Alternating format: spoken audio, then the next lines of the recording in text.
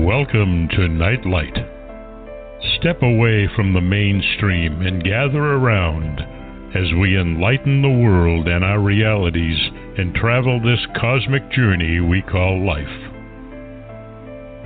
Join us as we share with you and provide that beacon that can guide us all to a better way.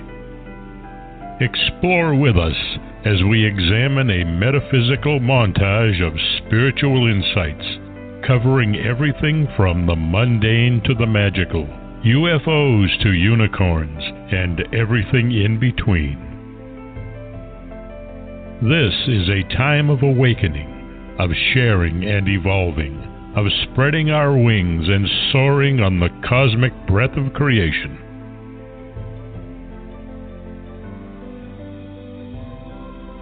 Come and join with other light-minded spirits as we weave our lights together to seek understanding, enlightenment, and, with a little luck, some wisdom. This is Nightlight, a reminder that you are never alone.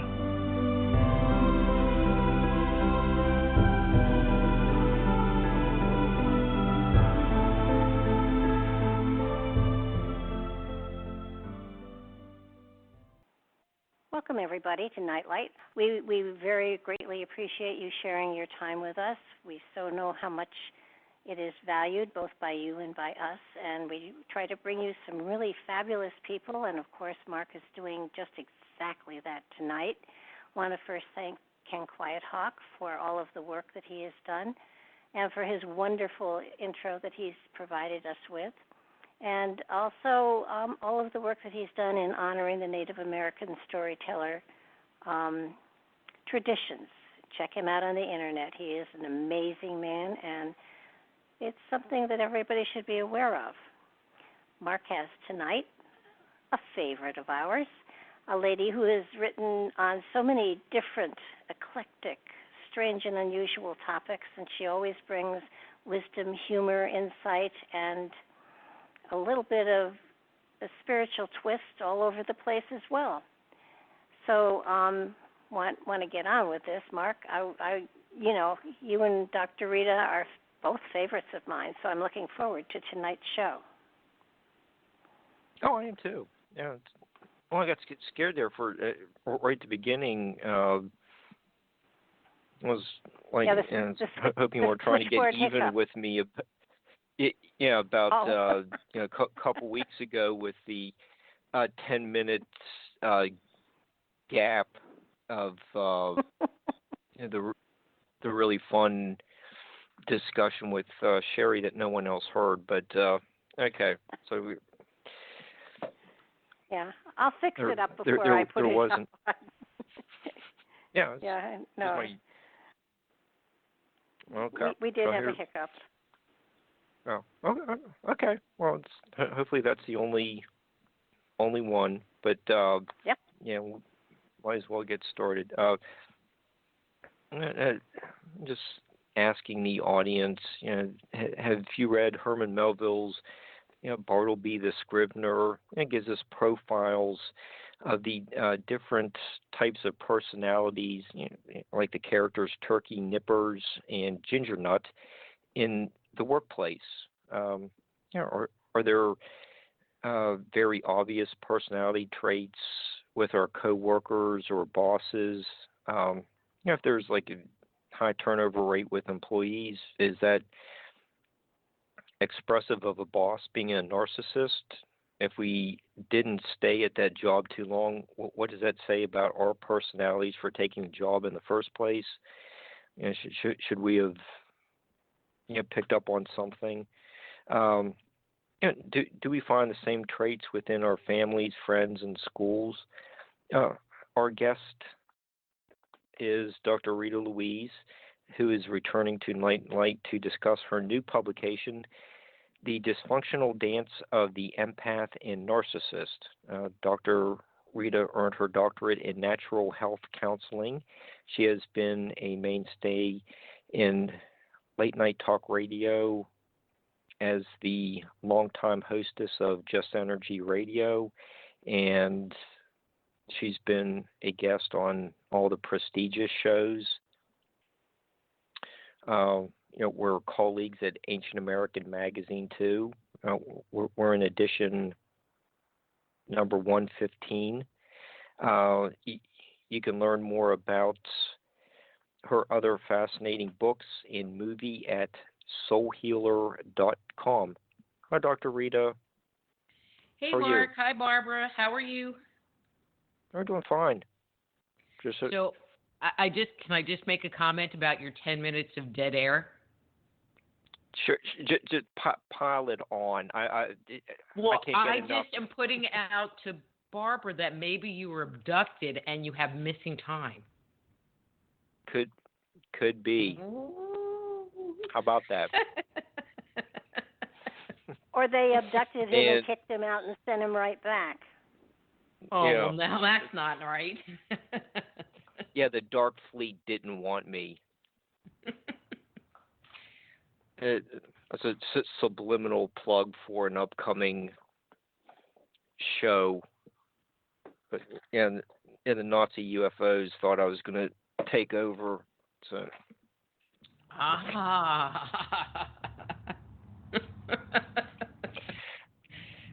Okay, so this kind of sounds like we're just going to forget talking about the book and just make fun of me for the next 2 hours. I was just trying to cover your back. It's like he couldn't help it. He was abducted. Oh, thank you, Dr. Rita. I got your back.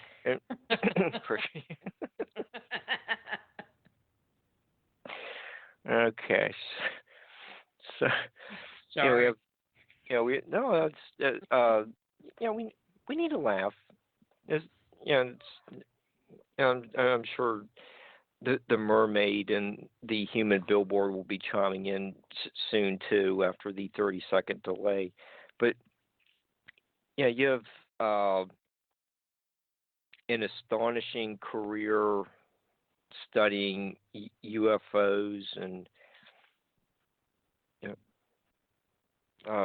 missing time, ancient rituals and cultures, the unexplained, Bigfoot. But your new book, The Dysfunctional Dance of the Empath and Narcissist, ventures into new territory. Why the change? Well, one of my philosophies in life is that I pay attention to what's going on inside of me, and so if there is some inner voice, I call that spirit saying to me, you need to do this. I used to argue a lot, but then I would just do it anyway because I discovered that doing what I was being prompted to do was just better than not doing it because I would get, the cosmic 2x4. So I learned to avoid the cosmic 2x4. And so, it wasn't really much after I had released my last book, Stepping Out of Eden, and I was in a relationship with a gentleman, and he was odd. I'll just say odd. And I finally kicked him out and was doing some research, on narcissistic personality because I suspected that might have been what was going on, but I wasn't 100% sure. And it was really interesting because I was taking his things to him because he said that he would, get them as soon as he could, which I knew was code for don't hold your breath. And so I got a friend with a truck, packed all his stuff in, and then got my friend to drive me and his stuff 2 hours to where he was now staying. And, synchronicity does tend to fly when things are moving in the right direction. And so I decided I didn't want to go to the new home and had my friend drop me off at a restaurant and was sitting in the restaurant and I got a text from my ex-husband's current wife who wanted to talk to me, who I was just kind of surprised that, I only ever spoke to the woman once. And so she said, I've been noticing these behaviors and I wanted to talk to you about them. So I'm like, okay, I'm intrigued because he was a piece of work. And so I get on the phone with her and she's like, he's a narcissist. And I had just been watching these videos about narcissistic personality. And what that conversation did, brief as it was kind of rip this Band-Aid off my third eye, because I was looking at the relationship I was just ending. Then I was looking at the relationship that I had with this gentleman, the ex-husband, who is very similar to the guy I just got rid of. And I started looking at other relationships that I had in other marriages, embarrassingly, that I've been in, that took me back in time to my family of origin. And I came to see that I had been well trained in accepting bad behavior from people by my family of origin. And so I started researching that. And not much after I started this healing journey into myself that I got the message, you need to write a book. So I did. And so the book, it's not a memoir, but it really is kind of the process that I went through digging into myself to understand why I kept getting myself involved in really not healthy relationships.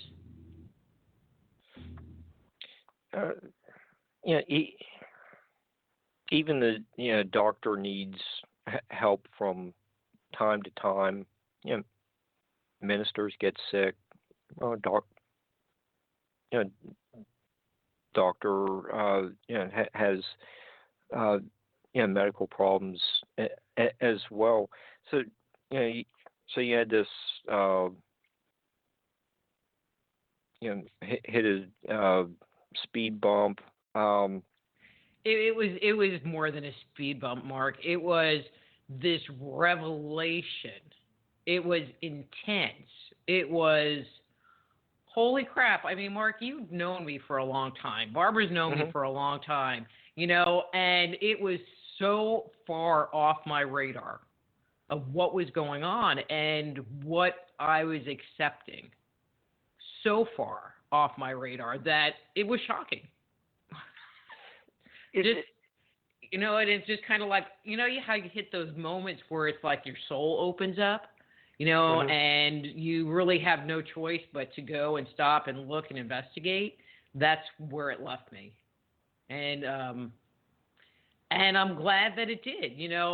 I think I joke around in there and say, well, I think I needed, it was more than the sirens. It was more than the lights and the, all of this stuff going on around me. I literally needed to have a car come and run me over and leave me in the street to get it. And I think a lot of people, find themselves in these situations and don't realize that they're in a kind of messed up situation and that they have a choice that they can get out of it and heal themselves so that they don't have to do it anymore. Yeah, and it seems like you have become much stronger after confronting these unfortunate events, and you're moving forward as the term implies as a wounded healer, and you're helping others with your new book. I mean, that's my hope, and there's, the stronger part, but I already was pretty freaking strong. But the part that is the best for me is that I'm actually happy now. I've spent a lot of years not really being happy. I've worked a lot. I've written 6 books, done this, done that, done, this plethora of things, but I've never really been happy on the inside. And it's really sad to even say that out loud. But I'm happy. Good for you. And it's interesting. And I'll share this with you. have a group of friends because, I moved to Podunkville, Texas, which after I did, I was like, oh, my God. But I've actually have a circle of really great people. And I look at pictures, prior to the move and early in the move. And then I look at pictures of me now. People, like you're out doing something and people are like with their cell phone taking pictures. And you can literally see a change in my face, which I think is amazing. There's like this glow off of me because I'm happy. It's amazing. And I think anybody can have happiness in their life if that's something that they want, but you have to kind of work for it to have it. It just takes some of these events to make you realize, have these realizations and epiphanies. Oh, exactly. And I think for me, some of it is I didn't even know it was a thing. It's like we live our lives and we go day to day living, and for a lot of people, just surviving, and you don't realize that when this happens to me or when I experience that or when I have this feeling or whatever, that it could be different. That you could be different, that you could be making different choices. And that's really what this book looks to do, is to help you understand where you came from, what's going on inside of you, so that you can start making other choices, so that you can live a happier life, so that you can live as your authentic self, so that your inside actually matches your outside. All right, okay. And as we start working towards discussing these personality traits like narcissism and being empathic, what is the prevalence of these personality traits? Is it is like 5% of the population? Is it more women than men? I don't really have a statistic. I would think it would be more women than men, although men definitely are more empathic. So I'm talking about the empath, being an empath. Men tend to be a little bit more narcissistic than women, although there are some very narcissistic, there are a lot of narcissistic women out there. I would like to say it's a fairly equal opportunity thing going on, but I can't really say that. I think it's a little bit more women empaths, men narcissists, but yeah. As I was doing some prep just a couple hours ago, saw this one post about the rise of narcissism with all the social media and people just doing selfies, posting those all over the place, and there's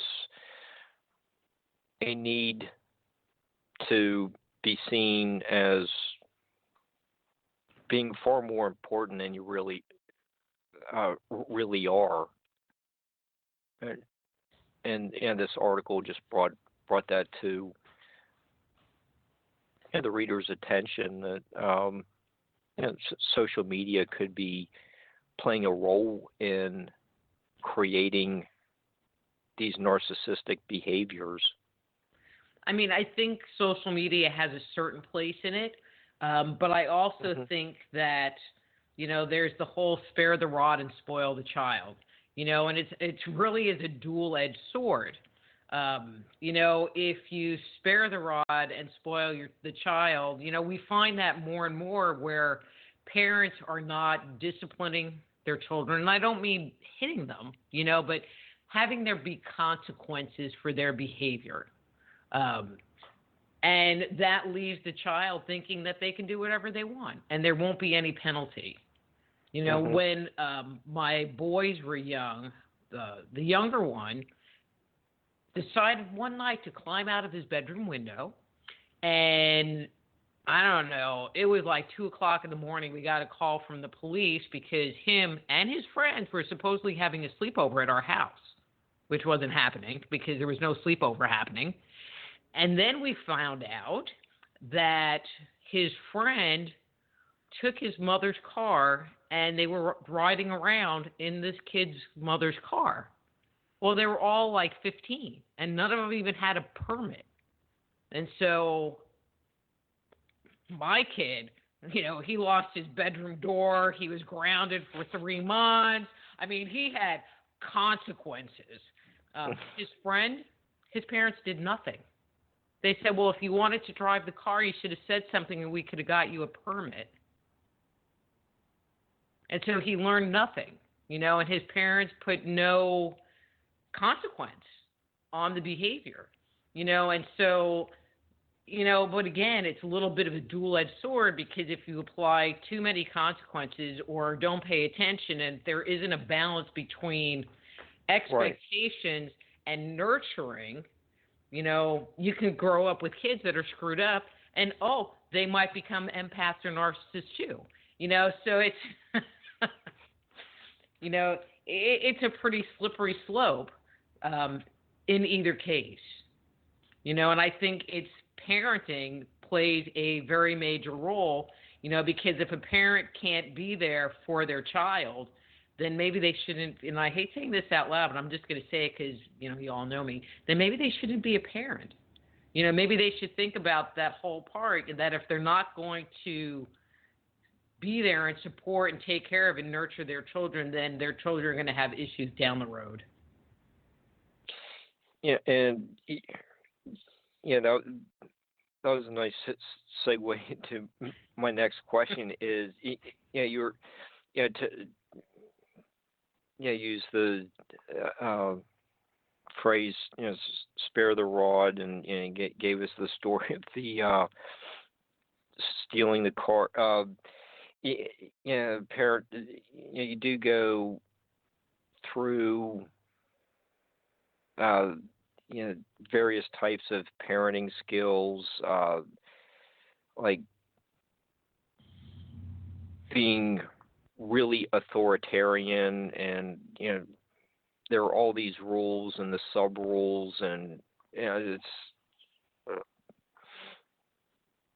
a child could do nothing right with that many rules. And it's like the helicopter parents, and you know the uninvolved parents, you know, which very frequently leads to neglect. You know, they might be having chemical dependency problems. So, you know, what are some of these traits that parenting traits that go to form these types of personalities? As far as the parents are concerned? The different types of parenting skill, just outright abusive skills, because abuse does affect both personality. Is the root for both personality types, and you give us quite a few pages of different personalities from the parents. Right, and so there are what's called parenting styles, and there are 4 parenting styles. You know, so you mentioned the first one, which is the authoritarian parent. You know, and they are the, you know, spare the rod, spoil the child, and they, you know, live life based on rules. You know, negotiation is non-existent, you know, and you're expected to obey orders and, are required to do whatever is required. And if you don't do what they say or what they want, then you're always punished. And so these parents tend to, want all of this stuff, but not really respond to the child or the child's needs or the child's thoughts and feelings.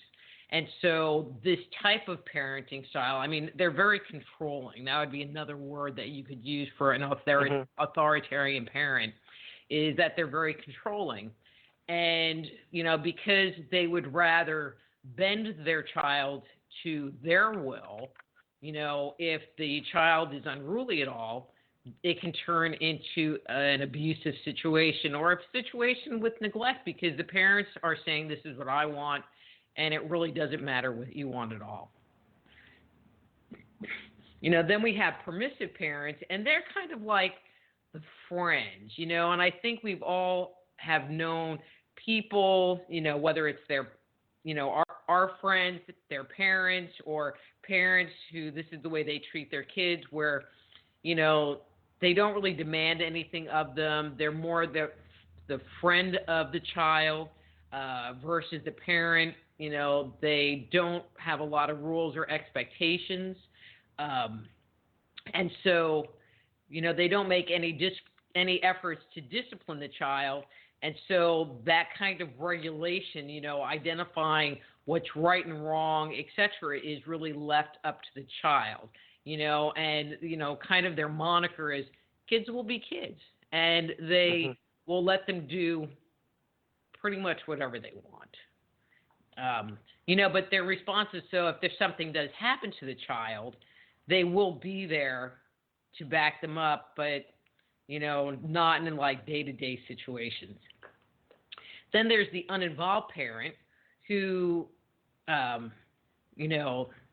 they just really aren't there. These are the parents your parents are doctors and lawyers, and you're brought up by a nanny, or you're a latchkey kid.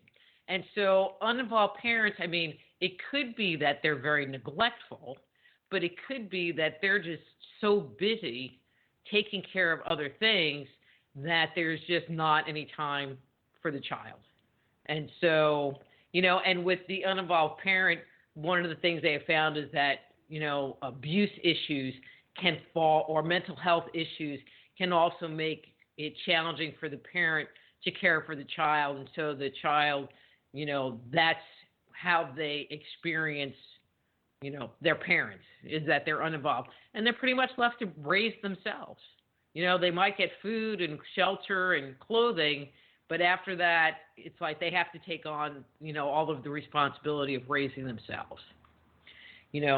But there is an ideal style, and that is the authoritative parent. So not authoritarian, but authoritative, which, they could have picked a different word because they just are too close, in my personal opinion.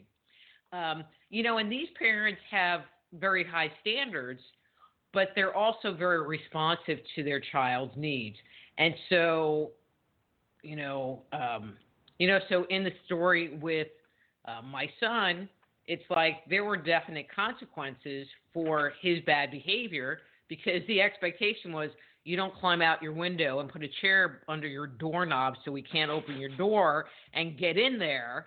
But then if they had something going on at school, or they weren't feeling good, or they had a homework project that they needed to work on, I was there to support them, or if they had issues going on or whatever, we were there to support them in their needs, so it wasn't like, it was just all one-sided, so there's a give and take where the child, one, knows what the limits are, for the most part. I mean, I think, if you're a 15-year-old, you shouldn't climb out the window.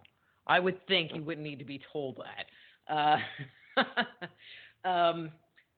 But in the flip side, there's a nurturing environment that, they care and listen to what they want and what they need and try to support them, within, I'm going to say, a certain amount of structure. With the boys, I would tell them it's like, this is a give and take relationship. So if you want me to take you to go do something, or you want $20 that you can go with your friends to go do something, it's like, well, what do I get out of it? It's like, well, here, you can go mow the yard, and then it's, they're not being just empowered to just put their hand out and expect. They're learning that there's rules and boundaries and consequences, and they actually turned out to be pretty good kids. I mean, young adults now. Actually, they're both old, but I didn't say that. So, so those are the 4 different types of parenting styles. Okay. And maybe we should spend a minute on auras and the chakras as we start looking at the way things are supposed to be, finding the balance and where they start going out of whack, and at the end, we just tie it all together about with the hopefully we'll at the end of this 2 hours we'll all be able to align our chakras and yeah. And it was, and we could say it was a healing show. So, let's talk a little bit about what we should be aiming for with the 7 chakras. Okay. So, trying to think of how to frame this. So I think I'll just start very beginner. So there's our physical body that we're all aware of. And then there is what's called our subtle body. And our subtle body is made up of number of component parts, which include the aura, or the energy field around the body, and the chakras, the energy centers that run up and down the spine. And so one of the reasons why I bring this up in the book is because when we are upset, when we are triggered, when we are unhappy, I mean, there's a whole list. One of the things that happens is that we get knocked out of what I call, or a number of people call, the present moment, where we're not here, where we're not in the present. And I think we all can recognize that when we go to a park and sit out in nature and we can just feel the world around us, and we're not thinking about work, and we're not worrying about what to make for dinner. We just are. We just are being. But most of us don't live in that space. Most of us, are worrying about something, or thinking about something, or planning something, or, we're not in the moment. We're not in the present. And so I bring up the aura, chakras, and energy movement because in order to really understand what's going on inside of us, especially when we get triggered, because we're talking about what's going on inside of us and what keeps us from being happy, you can get a deeper understanding, in my opinion, by looking at it from a subtle energy perspective. And so when we are not in the present moment, one of the things that happens is that we, as spirit, are knocked out of our body. And so, as an example, and I know we've all had this situation happen, I'll give a couple of examples.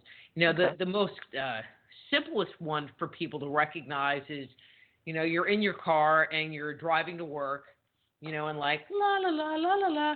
And then the next thing you know, you're at work. And you don't really know how you got from point A to point B. I mean, but you don't really remember the entire trip because during that trip, you were working on some project or you were thinking about this or you were thinking about that. And in those moments where you are not in your car driving down the road, you're out of your body. You're out of the present moment. And when that happens, it interferes with the flow of subtle energy through the physical body and through the subtle bodies, which makes it so that we can't really ground.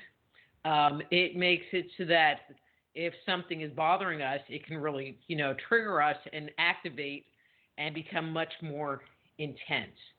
And so later on in the book or throughout the book, I talk about how when things happen to us, how it affects the subtle body. And then in the end, there's a whole chapter just on energy medicine where it delves into what you can do, to heal yourself on subtle energy levels, including learning how to ground your body, techniques for getting in the present moment to help correct this imbalance, because when we're out of our body, when we're not in the present moment, it's kind of like we have trained ourselves to not be there. And so by practicing paying attention and grounding and being in the moment, we can retrain ourselves because we don't have to be there. We don't have to be that way. But we never really were taught how to not do that. So. Oh, this is all very, very important to lay down the foundations of the healing process. So when we start talking about these personality types, like the empathic and narcissistic personalities, what are some of the primary characteristics of these of their behaviors? Okay. So I will start with the empath. Okay. And I just want to put out a little clarification is that being an empath is different, or it's a different level of having empathy. So empathy is you hear that someone loses their job and inside you feel sorry for them. Okay, if you have empathy, okay? Right. Because there are people that don't have any, and then they would be a narcissist. But, but being an empath, and to me it's kind of like a giant spectrum where people who are heavy-duty, hardcore empaths on one end, and then, someone with like narcissistic personality disorder on the other end of the spectrum. And with somebody having empathy, okay, the ability to empathize with someone else, kind of sitting in the middle. Okay, so that's kind of the scale I'm working with. And so we're talking about everybody to the left side of the scale becoming more this way the further they travel down. Okay, so people that are empaths tend to be very highly sensitive. And so obviously the further down the spectrum you are, the more sensitive you are going to be in your surroundings. So I joke around. Because one of the things that happens is that empaths, they can sense what's going on around them. They can feel the energy of what's going on around them. My joke is, how many people have gone to Walmart, or gone to a concert or some very crowded venue, and after about an hour, it's like, I gotta get out. All right, for me, Walmart, about 15 minutes. It's a fact, and it's interesting, because the word I use is I get overloaded, and I'll just use me as an example. I get overloaded, and if I don't have a list, I will walk in and have this, if I don't have a list, I'll be like, okay, I need to get da da da da da da da da da da da, and I'll walk out with two things because I can't really think of anything else, and all I can think of is getting out of there because my body just can't deal with the energy. And it's interesting because I love going grocery shopping, and I will go grocery shopping anytime, but Walmart, nope. And so, but it's dealing with those crowds that can lead you to overload. And so, one of the other things that is tied to it is that if you're not aware of what's going on, you experience this sense of overload, but you think that this is what's going on with me, that this energy or this anxiety or this tension that you're feeling is yours. And so you might go and react to it or overreact when it really didn't even have anything to do with you in the first place. So that's really kind of interesting. They are, again, highly sensitive, but they tend to be very warm, loving, compassionate people that are often seen as being caretakers. So they are the doctors and lawyers and nurses and teachers and anybody that's in more of a, and I'm going to say service type profession, where it's your job to help people. And so, that's the general term. But when you get into that, and then one other thing is that empaths can be psychic sponges, which I've kind of talked about, but I like that phrase, psychic sponges, and so like when you go to Walmart, it's like you're just, soaking up. I'm a giant bouncy towel, just soaking up the energy from the world around me. And actually, I'm going to share a little, this is kind of a Walmart-y story, but it's not Walmart. I've done a lot of trade shows, like Whole Life Expo, New Life Expo, a lot of shows. And some of those things get packed with people. Packed. And one of the things that I figured out was I can't leave my booth, because I can make like a little self-containment space in my booth, and I have my table, and it keeps the energy on the other side of the booth. That makes sense. And then if I need to use the restroom, I have to be very strategic about it, and I have to like leave my booth, but I can't go too close to another booth because they might want to talk to me, and that's too much, and I just like beeline over there.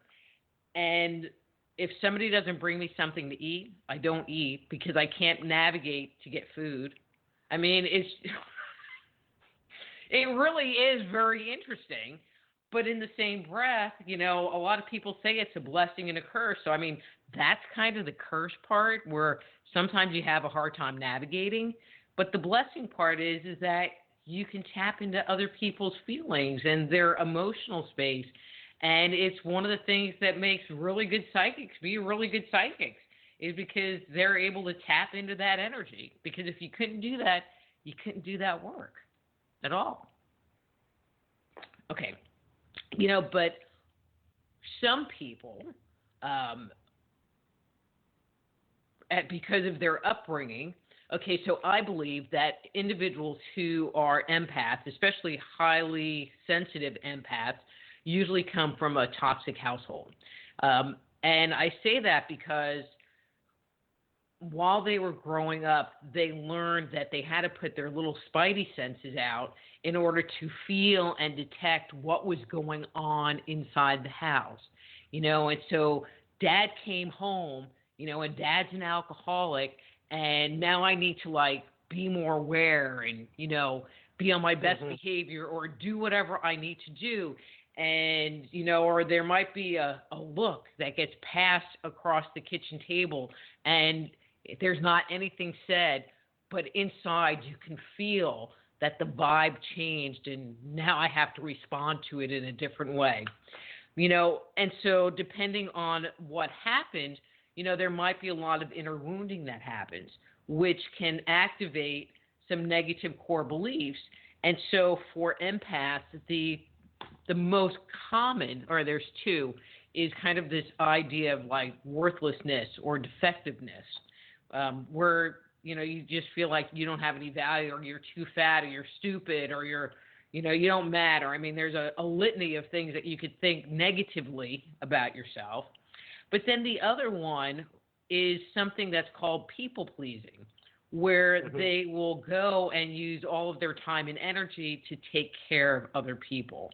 And with that, they are what I call a wounded empath, because it's not necessarily coming from a healthy place. It's not coming from a place of, well, I'm helping you because I'm choosing to help you. It's more, I'm helping you because if I don't help you, there'll be a negative consequence, or you won't love me, or blah, blah, blah, whatever that is. And so you do it to the point where, you're not taking care of yourself at all. So that's the people pleaser, which tends to be more tied to the empath. Okay, any empath questions before I move on to the narcissist part? Yeah, I think you clearly defined the empathic behaviors. Let's get into the narcissist's traits. Okay. So, in my personal opinion, narcissists tend to be the energy vampires of the planet. And I think most people listening to this show know what an energy vampire is.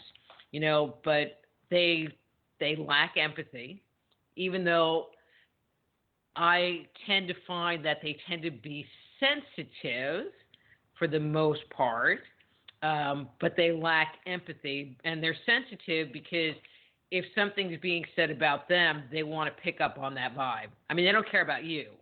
They just care about what you might say about them or the vibe you're giving them.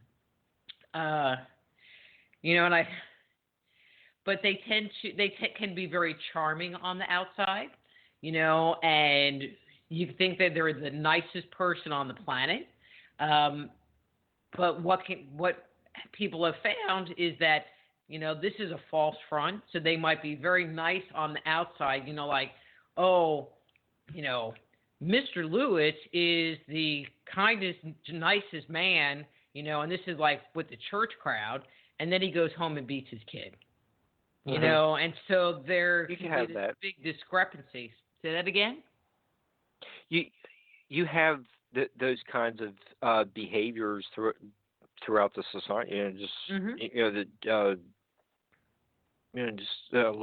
Look at some of the stuff that goes on in churches, like you just mentioned.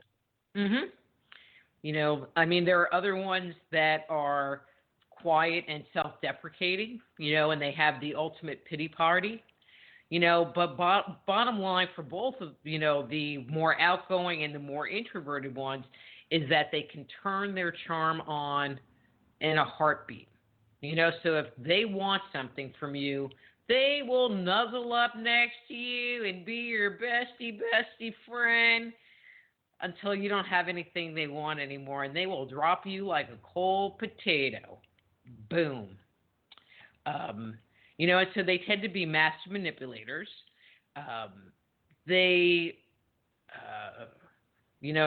One of the things they need is they need attention and they need energy from other people. And so they feel like it's other people to provide them with praise and admiration. They feel like other people should meet their needs, although they're not interested in meeting any of your needs. And if their needs aren't being met, then again, they'll get rid of you. And one of the things, the more intensely narcissistic you can become, they will actually create situations in which they can be mean to you, and say mean things to you, do mean things to you, because they're still getting attention, even though it's negative attention. And that includes you sitting there thinking about them and worrying about them all the time, which takes you out of the present moment and out of your body, which means you're not grounded. Because their goal is to control your energy, and to suck energy off of you. I was talking earlier about the people-pleasing core belief that empaths have, where narcissists, they also might have inner wounding of, have big self-worth issues, have that same kind of thing going on where they don't value themselves. But for them, they're based more on an entitlement core belief. So we started the show off talking about, entitlement, and because they believe that they're better than everybody else, and what they say is smarter than everybody else, and if you have anything to say that's to the contrary, they're going to let you know upfront and personal that that's not the case. And so it's just a very interesting characteristic, and I can't say that everyone on the planet that there is anybody that has not met someone who's narcissistic. They're the people that will sit there and talk your ear off and just be like, and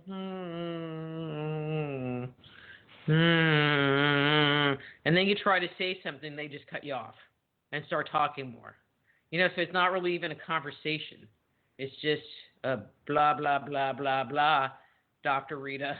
blah, blah, blah, blah. Yeah, and you just mentioned the energy vampires. Do the narcissists have an ability to pick out the empaths? Because you have, and if you watch court TV or one of those type of shows where criminals are on there, they just say, I could tell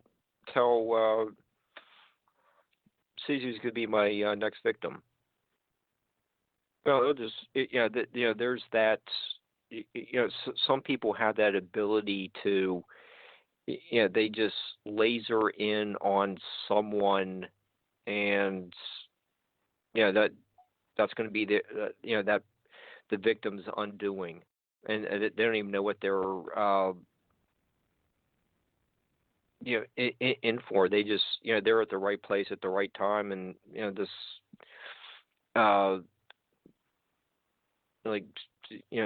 serial killers there. Mm-hmm. Do you have almost like the same thing with the narcissist, the like energy vampire, being able to see that a certain empath is going to be their next victim? Because it's what you draw us into in your book, and then get us out of it is it does seem like there is a war going on between these two personality types. Mm-hmm. So, couple of comments. I mean, as I said earlier, I think that most narcissists are pretty sensitive, because they many times grew up in a war zone just like the empaths, so there is a certain amount of sensitivity that they come in with. And this is my belief, I'll say belief, at this time, okay? And it's subject to change, but this is kind of where I'm at today, is that people that are narcissistic aren't intentionally trying to hurt people. There isn't this underlying, I'm going to do this to screw them up. Okay? Now, if you're a psychopath, which also has huge narcissistic tendencies as part of that, then you don't care. And those people, those are your serial killers, where they intentionally try to do that. There's this woman, Lisa Romano, who has a bunch of videos on YouTube talking about empaths and narcissists and relationships. And I think this was her comment, was that it's not that empaths, all right, hang on, I have to think about this. She makes this comment basically that if you're a wounded empath, you tend to stay with a narcissist longer, so that if you had worked on healing yourself and healing your inner wounding, then you might interact with a narcissist or might start a relationship with a narcissist, but you would end it a lot faster, and so you wouldn't experience this long-term situation, so there might be somebody that you meet at a party or meet at work or in some group, and you quickly find out that, they're a narcissist. So instead of staying, and, because what they'll do, the narcissist will do things, and if you're okay, if you're going to sit there and just listen to them talk for forever, or you're going to support their agenda and not take care of you, they're going to come back because you're easy pickings, and so, and that's one of my big points, although some people disagree with me, is that, there is our role. If we don't create boundaries and kind of say, well, this is me and that's you, and I'm not in agreement to doing this, on one level or another, they'll just keep coming back because they know that they can get away with it and there won't be any consequence. So there's the dance from the title of your book. Mm-hmm. Well, and the biggest dance is, so we have the empaths who want to help people. They want to heal people. They want to be supportive of people. Mm-hmm. And especially as you become a more wounded empath, this need accelerates, and basically they want to give. And then you have your narcissists who, just want to take care of themselves, and they're more than happy to take from the empath. And so now you're in let's say a relationship forms, and as time goes on, it's like, the narcissist needs more and more, and so they will sit there and demand more of your time, more of your energy, come up with, I've heard stories of, people coming up with fake illnesses so that they don't have to work, all kinds of weird stuff so that their partner will pick up the slack. Seriously.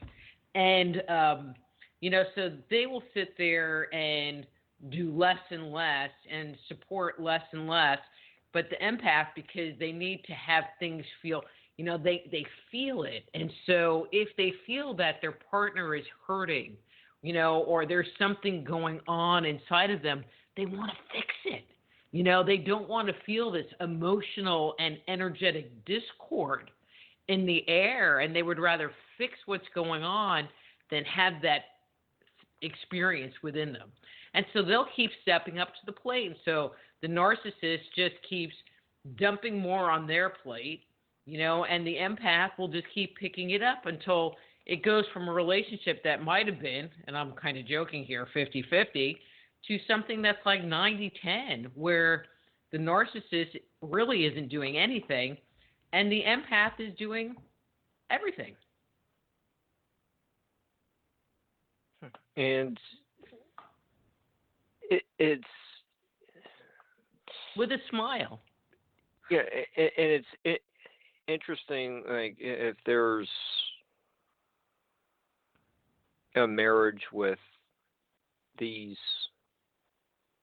opposing personality traits,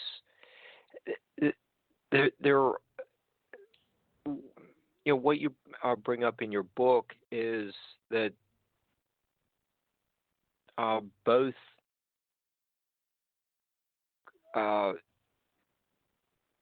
started with some type of abuse or trauma, but it was like the coping mechanisms are what created the end result personality. So it's actually, there's a very common ground in the way the people dealt with the abuse is how they grew up later in life. Can you explain that in a little bit more detail, please? Sure.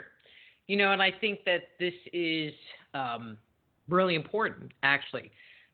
So as I mentioned earlier, both empaths and narcissists had, for the most part, toxic upbringings, whether their parents were too permissive or too controlling.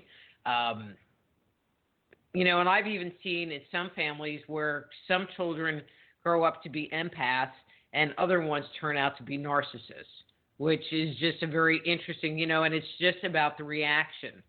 And so individuals who turn out to be empaths, in my opinion, looking at it from a very subtle energy perspective, is that they've never lost hope. They're experiencing this trauma in their life, but there's always this last glimmer of hope that if I work harder, if I do this better, if I try more, if I blah, blah, blah, then they'll love me. Then they'll give me their attention, whatever that is. And that dynamic moves them forward in life with hope. But that hope also allows them to ground in their body and on some level release the hurt, release the pain, release at least some of it, so that they can move forward. Unfortunately, with many people in that situation, they learn to, they let it go, so,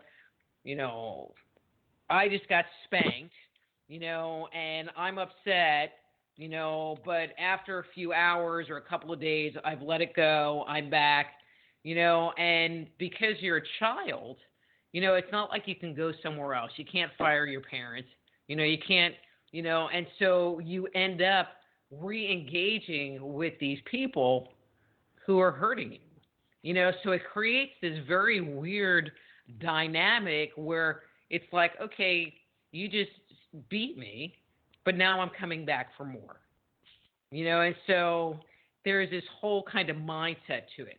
But the biggest thing is about having that piece of hope. With narcissists, it's like they lose hope. They're unable to ground. They're unable to let go of the trauma.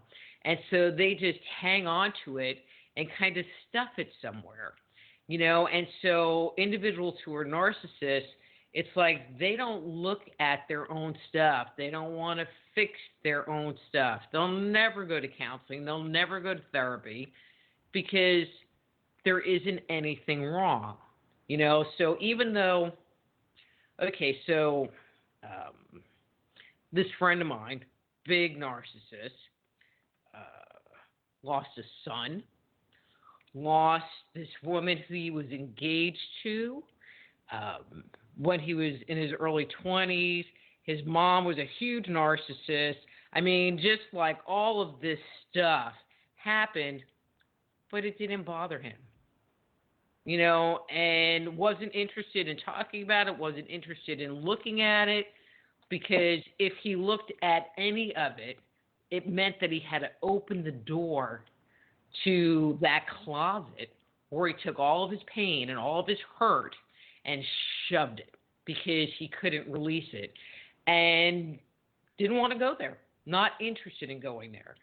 So most narcissists won't go there, And so you rarely see a narcissist go for therapy. They would obviously never read a book like this because there isn't anything wrong with them. Because it's, you're the messed up person, and, and it's just kind of sad, actually, but the reality is that they never can grow. They're really just stuck in an emotional pattern, and they just learn better ways of saving face and putting a mask over the top of it so that you can't see the wounded child inside. And, since you do bring up the energy vampires,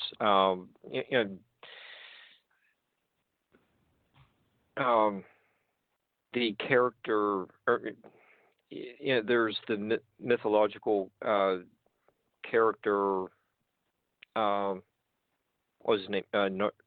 Narcissist. Oh, yeah. Yeah, there's, that, I don't know, it goes back, 3,000 years or so. It's a Greek myth. Yeah. You do, in this book, you do return to your roots of incorporating what the ancients were perceiving and use those. Well, you bring up the energy vampires. That's like a medieval legend. Okay. It's pretty characteristic of your writing, just making today's readers aware of what is a behavioral problem that was identified a long time ago. Mhm. Well, but I think in contemporary society, many people understand that terminology. When you talk about an energy vampire, which is why, in my opinion, I used it, because I wanted people to be able to relate on a really personal level to that dynamic. I mean, because all narcissists are energy vampires, and the sad part is that many people have been trained to be the host, to be the victim of the energy vampires based on our family of origin, and we, so if you're the person that's sitting there listening to the narcissist going blah, blah, blah, blah, blah, you were trained to be a host, to have the energy vampire suck energy off of you. Now, isn't that scary to even think about that? That, wait a minute, I'm participating in this, and one, I'm the host, and two, I was trained to do this. I mean, I know for me, my mom would yell at me or whatever, and, I would just turn down the volume. And then I was married to a guy, and he would have discussions with me. Discussions. Except basically he just lectured me and talked at me, and I would just turn down the volume. And so he could go on for 45 minutes. It didn't matter. I didn't hear a damn thing he said. Or at least not on an auditory level. I'm sure some part of my psyche heard what he said. But I was not in the present moment. I was over somewhere else, in a field, picking flowers, doing something else, not standing there listening to him, blah, blah, blah, blah, blah. And now I realize it's wow, I'm a great host, Mark. All right, not for anybody else, because I don't do that anymore, but in my past. But you are. Thanks. I'm trying to give it up for Lent. And actually, Mark, really no. There is having a conversation with someone, and even though we all have our moments where we just kind of go off and, talk for entirely too long. But to just sit there and inside I'm going, I wish this person would shut up. It's different. There's a difference between listening to someone who's long-winded but interesting and someone who is long-winded and on the inside I'm going, I wish they would shut up. See the difference? Well, I don't want you to shut up because I think. Are you trying to say I'm long-winded? Well, that doesn't. You provide a thorough answer. I know, I'm just teasing. But I think it is our internal intention, where before I would just sit there and roll my eyes and, again, turn down the volume, right. And now I say, well, I got an appointment coming up or whatever, and I, stop it. I get it to stop because I don't want to participate anymore, and so it's just a very different thing. So they might get like a little nibble, but, not 45 minutes to an hour of my time and energy. I had a girlfriend, and I won't mention her name, but I had a girlfriend, and she would literally call me at 8 o'clock in the morning. See, this is how my evaluation when that Band-Aid was ripped off. I'm sitting there looking at all these people, and I'm like, holy crap. She would literally call me at 8 o'clock in the morning, okay? Not every day, but a lot of days. And I'd ask her, or no, I would mistakenly ask her, how are you doing? Huge mistake, because then it was, wow, my period started and I have cramps and blah, blah, blah, blah, blah, blah, blah, blah. Literally for like an hour till I finally was just like, I got to go, And so she dated this guy, and I love this guy to death. He goes, oh, yeah, she does that to me. He goes, I put the phone down, and I go and I wash the dishes, and then I come and pick the phone back up and go, uh-huh. Really? Okay. And then I put the phone down and I go fold laundry. I mean, he literally told me he did that because she didn't really care whether you were listening or paying attention or part of the conversation. She was just going to talk at you. And I'm like, wow, she really was a giant energy vampire. Put the phone down and did dishes. I was like, oh my God, I love you. I started doing that after that. Yeah, maybe not dishes, but yeah, we're looking for guests like that too. But there, with one of the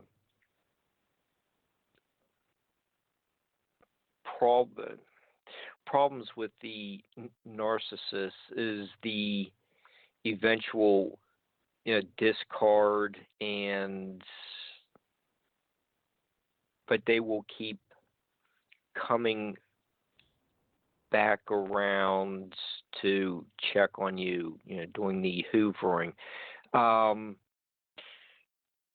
What's a way to deal with situations like that?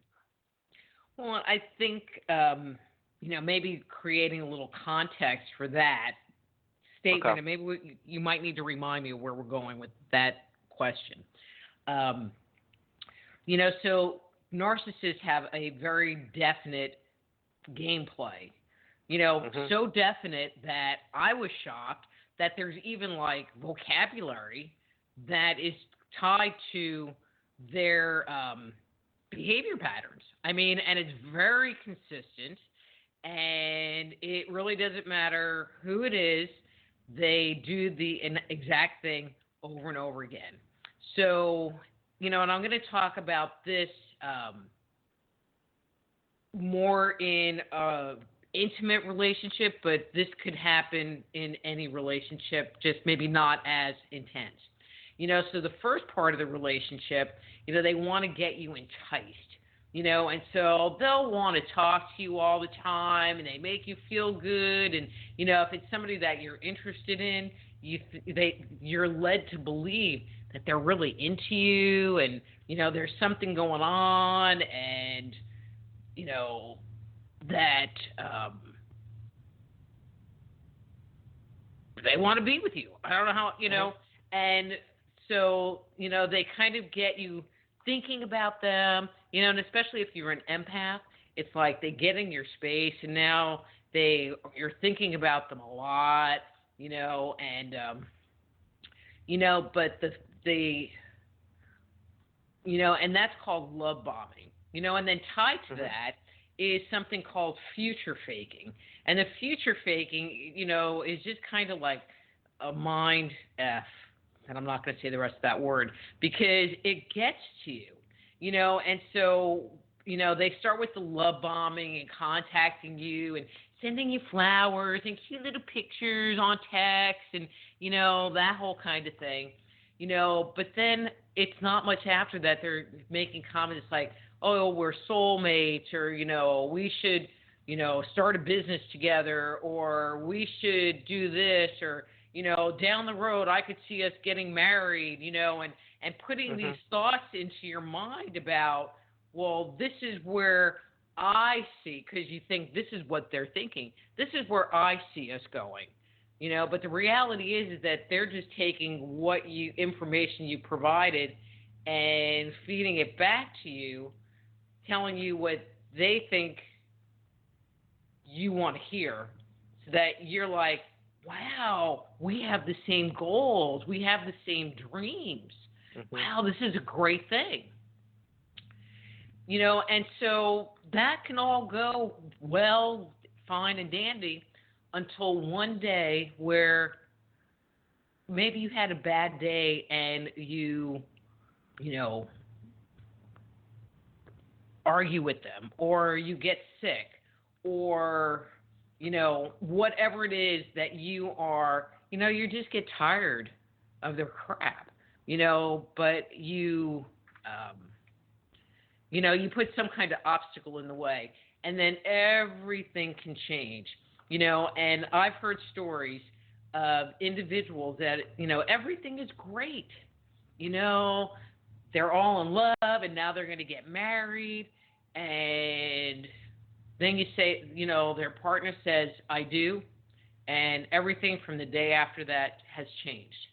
And they're no longer this loving, caring, wanting to do stuff with you person. They just become a totally different person. But they don't really like confronting. They will, and if you confront them about like their lives or whatever, they will go into part 2 of the narcissistic relationship, the devaluation period. And they will just do anything. And in the book, there's a whole bunch of stuff that I talk about. Gaslighting, projection, cognitive dissonance, and the silent treatment. And I could tell stories about these different concepts that would just make you go like, seriously? Like crazy making weird stuff. Weird. That makes you go, somebody actually did that? Yes, it does happen. And basically that's just to try to punish you, but it also creates this like up and down relationship, where it's like, you ask them to take the garbage out and they don't do it. So you say, I thought you were going to take the garbage out, and now you have to sit there and wait for the backlash. Well, now you're questioning their judgment and, blah, blah, blah.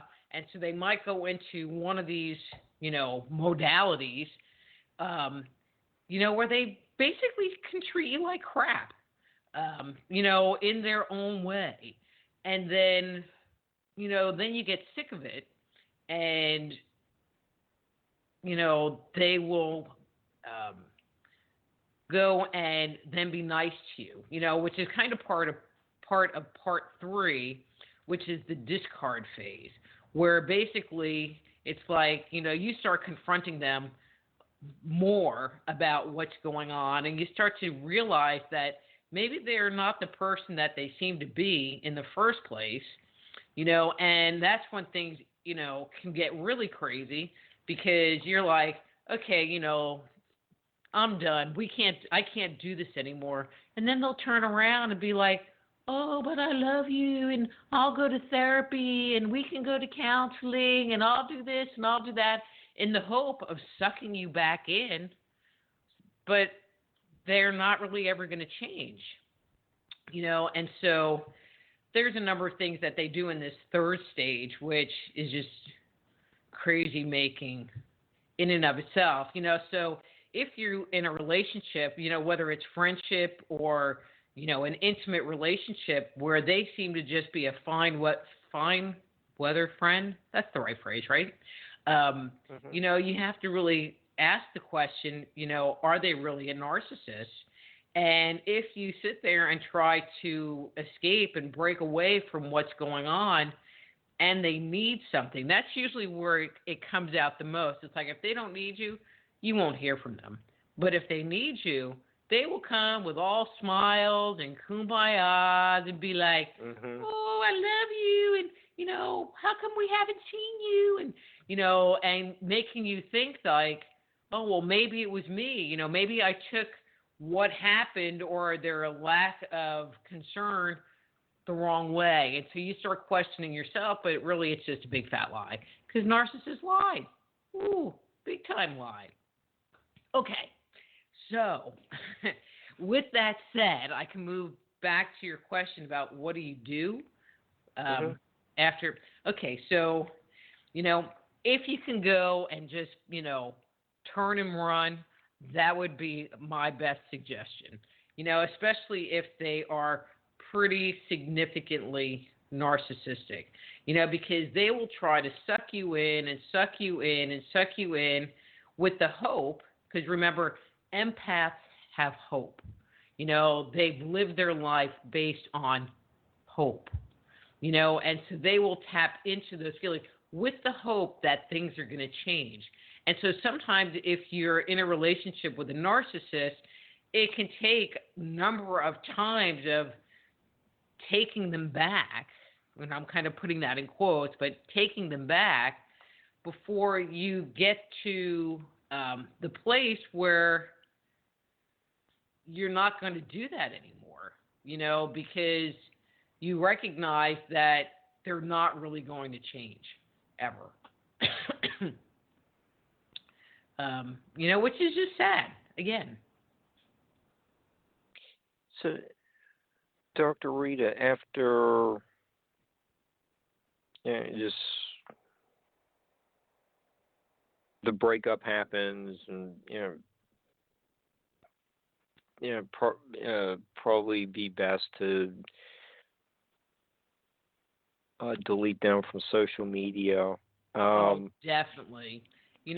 Because of what was going on earlier in the relationship. So, physiologically, we're not immune to what happens. And so when we're in a period of trauma, when there's some drama going on in your life with these individuals, it can activate the stress response in your body. And, and then you were like, okay, I'm done. I can't do this anymore. I got to, cut loose while I can, but then they'll turn around and be like, oh, but I'll go, that whole lovey-dovey thing. They'll come back with that, and it will set off a dopamine response. And so now hormonally, you're doing this up and down thing, from a trauma response into this really big, serotonin, dopamine release, and it just makes you feel good. It's like, oh, I can have that hope again. And so when you split up with a narcissist, you can experience something that's called trauma bonding, and it is basically like detoxing yourself from these severe emotional shifts. And so, one person that I know related it to that it's harder to break free of a trauma bond than it is to detox yourself from a heroin addiction. Like, ooh, that's a pretty intense thing to say. Mm-hmm.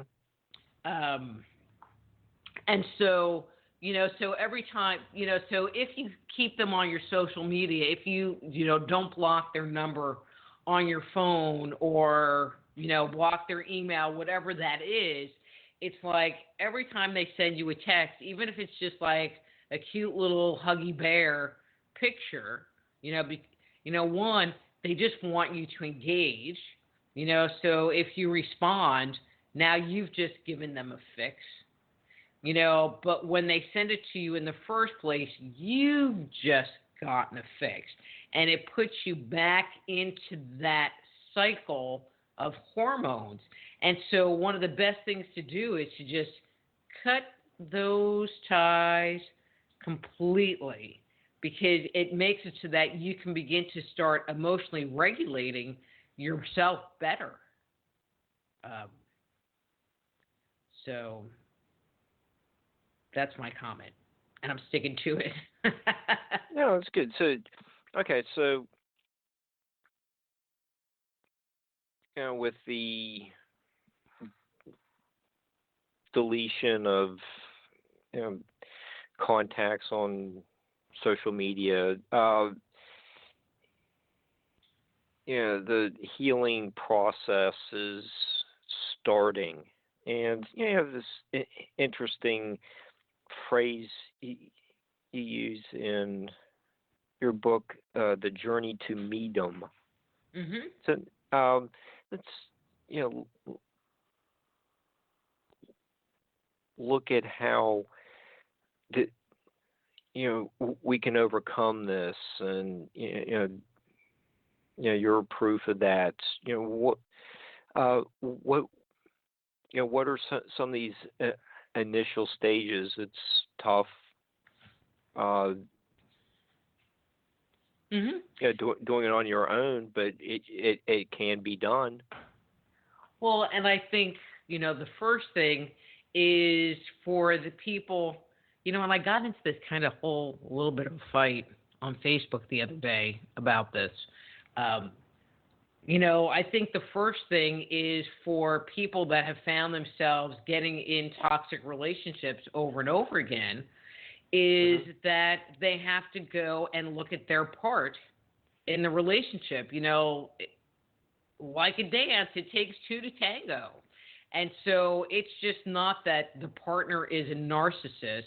It's they are bringing something to the table or not bringing something to the table, as the case may be, that allows this whole situation to occur in the first place.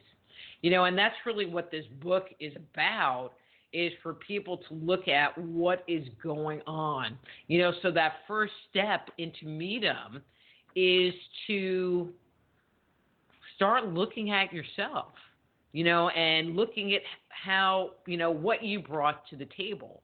Like my story about, turning down the volume and being a really good host for anybody that wanted to just like talk to me for incessant hours at a time, was a really big lesson for me to learn and go, wow, this was my behavior.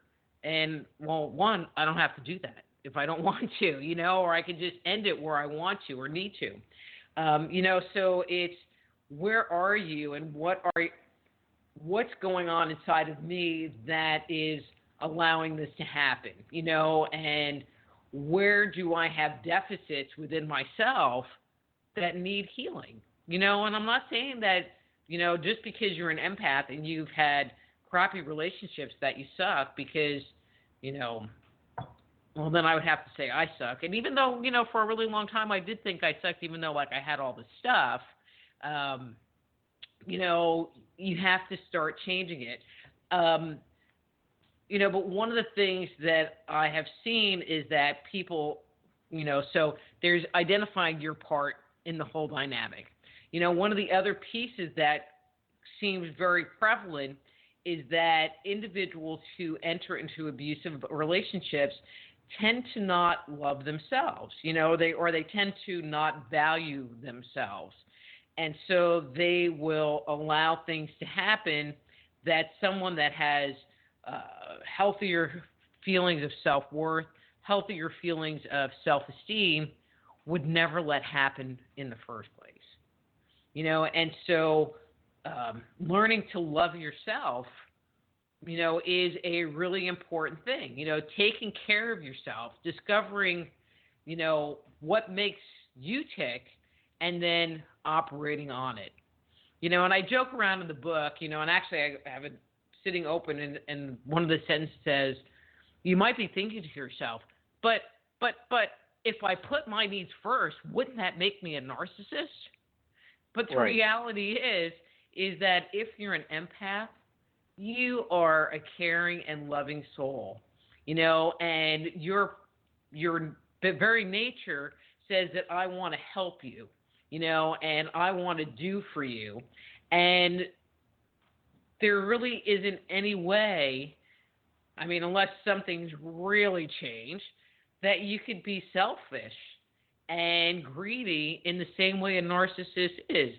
And as you start to heal, you just become better equipped at making choices on how you want to use your energy. And it's kind of like a tough love attitude where it's like, okay, this person really does need me and I am choosing to help them. But sometimes, people have to deal with their own karma, and learn the lesson and learn that tough love and deal with the consequences of their choices and their behavior. So, yes, another technique for healing is journaling, and you wrote a whole book on your experiences and a lifetime of observations. When Vinny Kocius was a guest with us about a year ago, we were covering the Poe's writing career. That's one of those almost like best examples of someone using literature to work out their hurt, and Charles Dickens did that too. A lot of it's just based on that. When his family was in the Marshalsea prison, he had to go to the blacking factory and paste the labels on bottles, and turn his money in to try to get his parents out of the debtor's prison.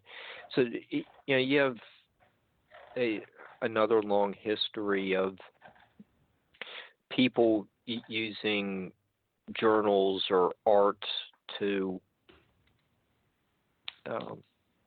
for therapy. Mhm.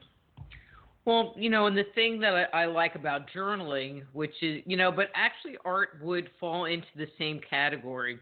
One of the things that I think really helps to understand, and so earlier we were talking about, not being in the present moment, not going, well, right. What do I want now? What do I need now? Which would be a very loving act, taking care of what I want or what I need. But many of us aren't in that place. And so journaling can help us to get to that place or to find that place. It is a very meditative practice, and you can use it to just, sit and write, but you can use it also to ask yourself questions and explore what's going on inside of you, because you can sit there and think about something, but it has been shown, and if you've done journaling, you would totally agree with me, that you can start accessing unconscious thoughts and unconscious beliefs by actually putting pen to paper. There are some people that journal on the computer. I can't get into it. I think that there is something that happens while you are actually writing longhand. But the same thing with, doing art. It is a focused practice. There's something that's called mindfulness. And mindfulness is about doing anything with that one thing in mind. So if you're brushing your teeth, you're paying attention to brushing your teeth and you're not working on that project at work or thinking about what you're making for breakfast. You're brushing your teeth. And so you are filling your brain with that activity. So when you're journaling, you're writing. And so it's kind of hard to be thinking about what you're going to be making for dinner if you are trying to ask yourself, why do I choose to allow people to just talk to me for hours on end? And you know what I mean? You can't do both at the same time. And kind of the same with art. But there's pretty much anything that we do if we get into the focus. Going to the gym, another great place to find that mindful practice. For me, some of the things that I enjoy, other than journaling is, and don't laugh, Mark, I like raking leaves, sweeping, anything where there's this like motion, I don't know what it is about it. I hate vacuum cleaners, but I will sweep your house. Won't vacuum it. Hate vacuuming. Raking leaves. You're glad to visit next October. Okay. And, when I was married and was bringing up the boys, it was like, man, if I got pissed off, the house was getting cleaned. I'd go and clean bathtubs and scrub sinks and wash floors. But the reality was that I was in a focused state of mind doing these activities and burning off energy at the same time. I was in a mindful practice, and then when it was done, I'd feel a whole lot better and I wouldn't be mad and blah, blah, blah. What I didn't realize, and then it just lined me up to take some more the next day. I learned that lesson. Instead of just kicking the jerk out of the house, yeah. The things you learned, if you only learned them when you were 15, life would just be so much easier. But probably when you're 15, you're not really ready to hear those things to make the changes that need to happen. You just mentioned meditation. There are breathing techniques that you have in your book. You're stressing that these are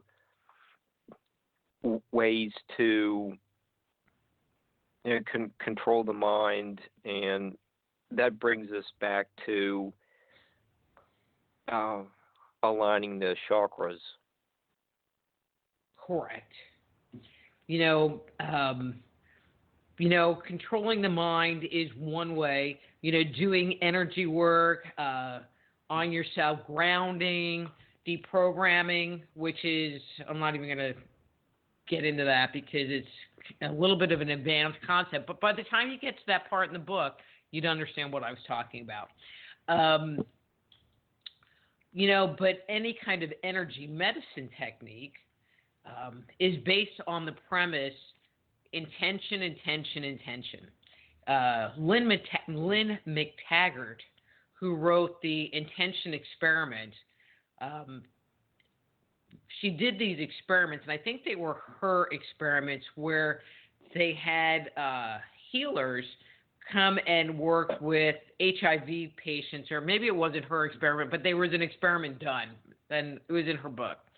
And what they found was that changes occurred, all right, it didn't matter what modality the practitioner used, so whether it was Reiki or shamanic healing or therapeutic touch, it didn't matter the modality. Where they found changes happening was with the level of intention and concentration that the practitioner brought to the table. And so even energy medicine, is also a mindful practice, except it's a very healing directed mindful practice.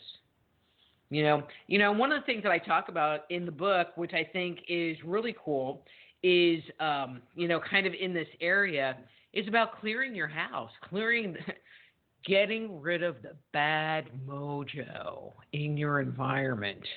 Because if you've just broken up with someone or kicked them out, or it doesn't really matter, if they've been to your house and have hung around there for any length of time, or if they're an online friend, there's going to be some of their energy around, So I talk about, I like to use the term ritual purification, which is a term used by indigenous cultures, which means basically things you can do to get rid of bad mojo.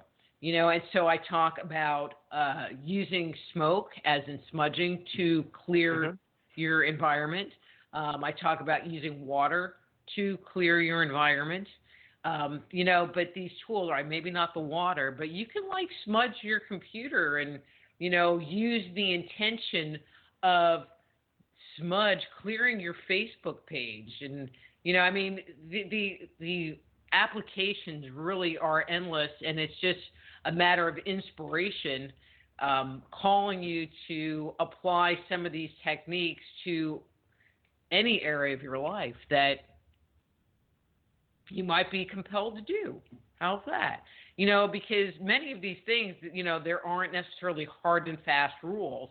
And so you might read one person's book and they tell you to do this, and you read another person's book, and it's kind of similar, but they tell you to do something else, and it's because there aren't any hard or fast rules. And so the way for you to move forward is in the direction that you are being inspired to do, and in the way that you are being led to move forward. So if meditating is something that you're being drawn to do, then that should be your way to work on the healing, or maybe it's journaling, or maybe it's saying a mantra. There isn't a right or wrong way in creating that healing space for yourself, other than paying attention to what's going on inside and loving yourself. Those are the two most important parts, and the rest is just, more technique to help you get there.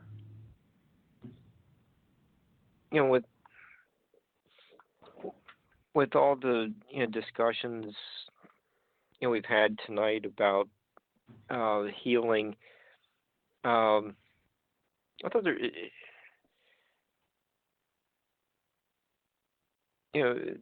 people become a better person after going through this. The journey to medium. You talk about having more awareness for other. Become more empathetic, and it's very similar to what we covered last week with Dr. Andrew Silverman talking about the Shroud of Turin, and he even wrote, during near-death experiences, people often experience everything that they have done to others as being done to them. It seems to me that what the man of the shroud was advocating was to extend that deep empathy into our daily lives, such that we might truly love our neighbor as ourselves. Mm-hmm. And you just brought, your the points that you bring up are a nice tie-in with our show from last week. Mm-hmm. Cool. what was I going to say? That this is the greatest show you've ever been on. It is, and I love you to death. Ooh, and I said that in public and on air. What was I going to say? I think bottom line is that it's our job to make ourselves happy. Nobody else is going to do that. And individuals that are narcissists, you were sitting there saying that, the goal should be that we should treat other people like we want to treat them to treat us. Right. But there would have to be a certain level of empathy for them to understand how it would make the other person feel in the first place. Just saying.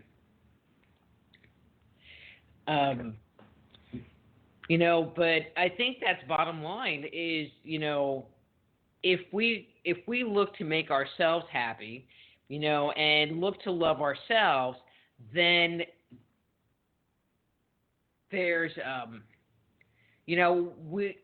we tend to be more willing to step up to the plate and do things that maybe were more uncomfortable, and it kind of changes our attitude toward doing things. I had a client and we were talking about weight loss. And I said, but you're addressing weight loss from, it's like a punishment. I'm not eating or, changing my eating because it's a punishment, and I have to go to the gym. I said, well, what if you just kind of change the spin on it? And every time I don't eat the entire bag of Oreo cookies, I'm loving myself. And every time I go to the gym, I'm doing something to support me and my happiness, because my goal is I want to lose weight. That's my goal. That's what's going to make me happy. And so instead of beating yourself up for lacking, pat yourself on the back for every single thing you do in support of your goal. I mean, it really just shifts the energy a lot. I think it's points like that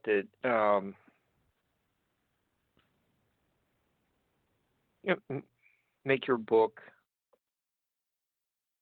very valuable in today's world. And it's like,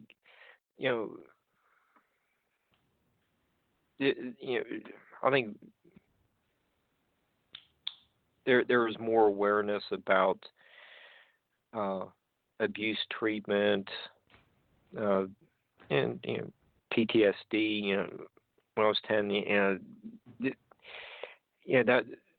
there really wasn't stuff for kids. Is mainly for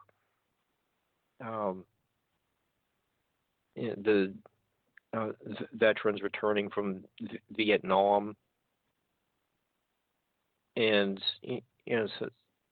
the technique, breathing techniques you mentioned, and aligning your chakras, meditating, all that is very much needed in today's world. Well, thank you. I mean, I think that, you have to start somewhere. In order to make these changes, you have to start somewhere. And, and wanting to change these things can bring up a lot of fear in people, about, well, if I do this, if I tell them this, if I say no, what's the reaction going to be? And in making changes to love yourself, because loving myself might look something like, so-and-so asked you to come pick them up and take them to the supermarket, but you were up till 3 o'clock in the morning because you have a sick cat, and you really just want to stay in bed and sleep because you were up till 3 o'clock in the morning taking a sick cat, and you're taking care of a sick cat, and you're tired and you're worried about your cat. Loving yourself is being able to say no to that friend. And if that friend decides they want to dump you because you said no, that you're okay with that consequence, because it's more important for you to love yourself than give up of yourself to take care of somebody else. And I don't mean that like in every single situation, but in situations where, it is the more loving thing to do, where you just back out and take care of yourself. Because if you're an empath, you probably really never learned how to take care of yourself. And you probably, were taught, indirectly that it's more important to take care of everybody around you. The people pleaser. Yes, sir. And there's a lot of them out there. So, we're approaching, unfortunately, only 10 minutes left. Do you have any upcoming appearances you want to promote? I have all kinds of stuff going on. I mean, in the next couple of months, I have a bunch of different interviews that I'm not going to go into. I am going to be doing a book signing here in Marshall, Texas, on March 7th. I will be at the, I don't remember the name of the event. I want to call it like the Kick Your Butt Up in the Butt Expo. Of course, it doesn't come up on that thing very quick. Also in Texas. But I'll be posting, I'm pretty good about posting stuff on Facebook for people to take a look at. And so if people want to kind of keep up with what's going on with me, like different interviews I'm going to be doing, I'm working on doing a book tour, so like the next city I'm working on the next cities are Dallas, Houston, Corpus Christi, Biloxi, Mississippi. Wow. Is that Mississippi? Yeah. Okay, so that area somewhere, and Little Rock, Arkansas. So that's kind of like the next stop in book signings, although I'm not quite sure. I just am starting that process because the book just released, so it's, kind of a process. So if anybody listening is in an area that would be interested in having me come do a presentation, or you have an event, or would like to help organize a book signing, I'd really appreciate an email. Okay, and then get your email from your website? Yeah, the best thing is to just go to soulhealer.com and use the contact form, because then they don't end up in my spam box. Okay. I don't want that. Yeah, me either. And I do have a page on Facebook, Dr. Rita Louise. So there's Rita Louise, but I would do the Dr. Rita Louise because that tends to be a little bit more up to date on events and happenings in the world of Dr. Rita. Okay. And how are things going with stepping out of Eden? Well, I really never had much opportunity to do much with that book because I was in a really dysfunctional relationship, and then ended up starting to write this book. And so it's there. If anybody's interested in my other work, obviously they could go to my webpage, soulhealer.com. This new book and all of my other books are available, on Amazon, Barnes & Noble, blah, blah, blah, blah, blah. And this book, Mark, is actually available in the ebook form right off up front. So that was a very cool development that happened with this title. So that's exciting. Okay. Well, we had a great discussion about your Stepping Out of Eden book, and I thought it was really neat material in there about all of the rituals today are based on what our ancestors were doing long ago. Very, very neat.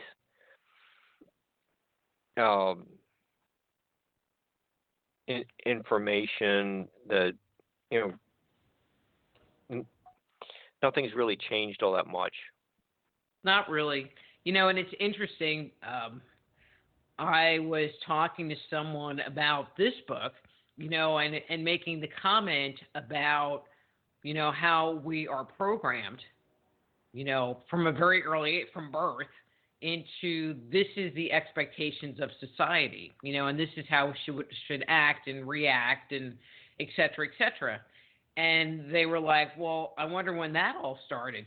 And it's this whole dissertation about the whole stepping out of Eden concept and the development of humanity and society, and so some of the core beliefs that we have and, the dysfunction we have, has probably been with us for thousands and thousands of years. Mm-hmm. It makes you wonder, how far the idea of narcissism goes back, and it just came into my mind. I bet Caesar was a narcissist, and that's why they killed him. Probably. I don't know. I didn't ever read, Shakespeare, but I would probably think so because they really hated that guy. Yeah, Brutus may have had some issues as well. Might have had two narcissists working together. They were doing their own dance. Mm-hmm. There's a series called Young Sheldon, which is, I guess, is a prequel to Big Bang Theory, which I could never watch. I mean, I've seen 2 episodes, and that's too many. But the Young Sheldon series is actually pretty funny, and now that I live in East Texas, and this is where the series originates, it's even funnier because I know those people. But it's interesting, and if you're not quite sure what an overt narcissist seems like, watch that show because, the character is extremely narcissistic in his behavior, and his parents are very enabling of his behavior. I mean, he's not a bad kid, so it's not like they're enabling bad behavior. Well, bad behavior as in like deviant behavior, but they're enabling bad behavior because he gets his way all the time, and he tends to be very demanding, but he's also brilliant, so it's just very interesting just watching it. I mean, other than it's actually a pretty funny show, in my opinion. Okay. And there's no laugh track. That's huge for me. I can't. And you actually laugh to it. A show is really not good when they have to put a laugh track in to like make you think it's funny when it's not. Like the Brady Bunch and Scooby-Doo. We'll talk about that on the next time you're on. Okay. Yeah, we're getting pretty close to the end of the show. I just want to wish everyone a happy Valentine's Day, and Dr. Rita, I love you too. And Barbara, you want to step in and give your benediction? Blessings to all. Yes, absolutely. Dr. Rita, it was always a pleasure to listen to you ramble and share your wisdom in your unique and genuine way. And I love the fact that you use your personal experiences to illustrate it, which always makes it so much more fun. Make sure that everybody check us out. We have a really busy next couple of days coming up. We have a show tomorrow at noon on white spirit animals, and then we have a show on Sunday, and we have a show on Monday and on Tuesday. So we're going to be really cranking here. working very hard to keep you fascinated and to keep you informed. Thank you so much for sharing your time with us. Check us out on our YouTube channel, and if you enjoy your visit there, please make sure to subscribe to us. We greatly appreciate you sharing your time and efforts and sharing your attention with us. It's really cool to have people actually listening and paying attention and growing from what we're sharing. Good night, everybody.